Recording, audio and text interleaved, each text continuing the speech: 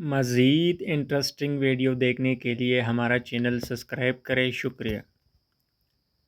ایک گاؤں میں ایک اجنبی شخص آیا اور اس نے اعلان کروایا کہ وہ گاؤں والوں سے ایک بندر 10 روپے میں خریدے گا۔ اس گاؤں کے ارد گرد بہت زیادہ بندر تھے۔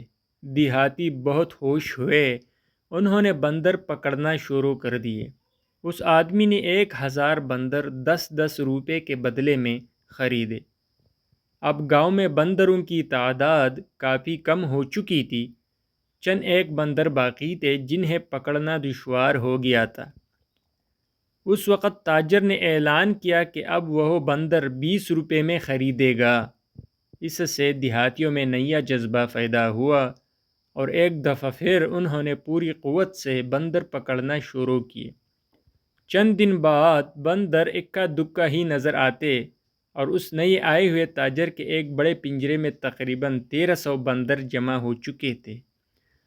جب تاجر نے بندروں کی خریداری میں سستی دیکھی تو اس نے فی قیمت بندر پہلے 25 روپے مقرر کی اور پھر اگلے ہی دن قیمت 50 روپے کر دی۔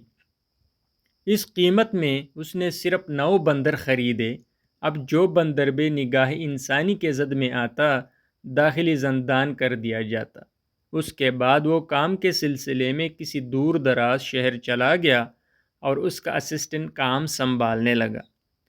اس کی غیر موجودگی میں اس کے اسسٹنٹ نے دیہاتیوں کو جمع کر کے کہا کہ بھائیو، اس بڑے پنجرے میں تقریباً 1450 بندر موجود ہے جو استاد نے جمع کیے ہیں۔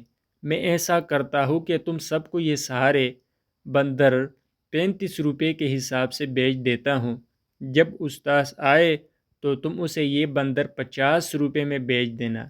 دیہاتی بہت خوش ہوئے اور انہوں نے اپنی ساری جمع پونجی خرچ کر کے بندر خرید لیے۔